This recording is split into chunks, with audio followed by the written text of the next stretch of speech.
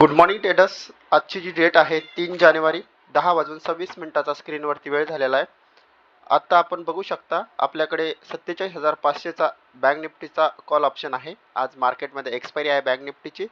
So आपण ह्याच्यामध्ये एक ट्रेड करत आहोत. आपण जी एंट्री केलेली 111 रुपयावरती या ग्रीन लाईनवरती आणि स्टॉप लॉस जो प्लेस केलेला आहे या बाईंग कॅन्डलच्या खालचा जो स्टॉप लॉस आहे 95 रुपयेचा आपला स्टॉप लॉस आहे ट्रेडर्स.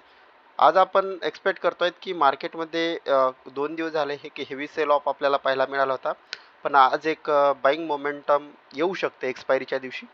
सो आज आपण बँक निफ्टीमध्ये कॉल ऑप्शन्स घेतलेला आहे आणि याच्यामध्ये जे टार्गेट असणार आहे ट्रेडर्स आपलं जे 600 रुपयाचं टार्गेट असणार आहे. खूप मोठं टार्गेट आहे. आपण बघू शकता की खूप जास्त फॉल झालेला आहे.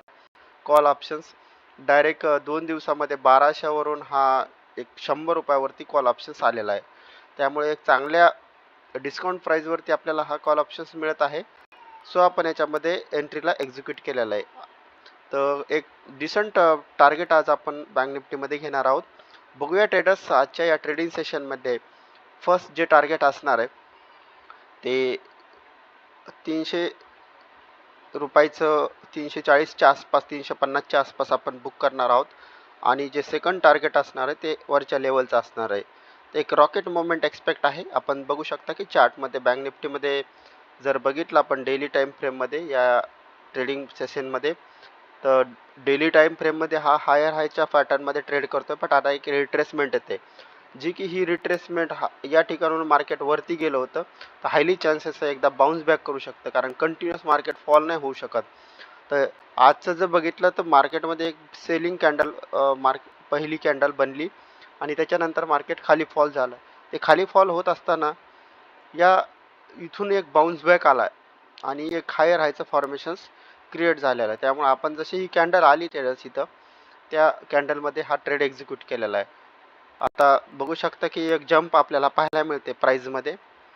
तर वेट अँड वॉच स्टेटस बघूया काय होतंय. तर वेळ झालेला आहे आत्ता 11:49 आणि खूप स्पीडीली आज बँक निफ्टीमध्ये मुवमेंट पाहायला मिळाली.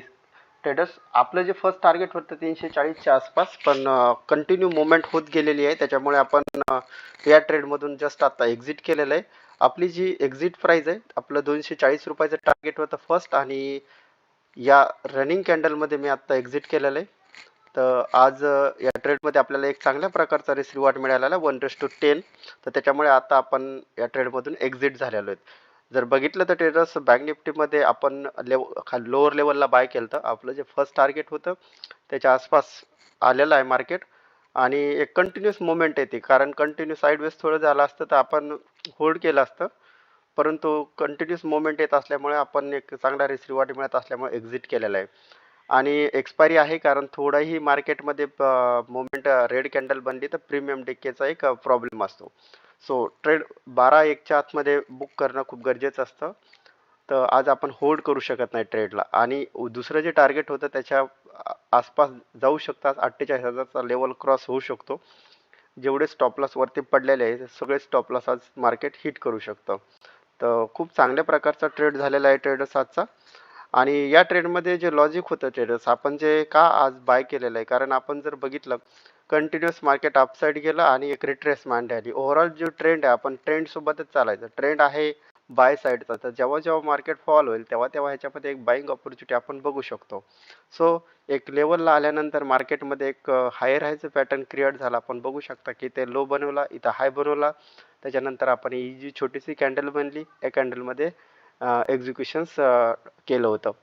तर हा होता ट्रेडर्स आजचा लाईव्ह ट्रेड. भेटूया पुन्हा एकदा नवीन लाईव्ह ट्रेडमध्ये.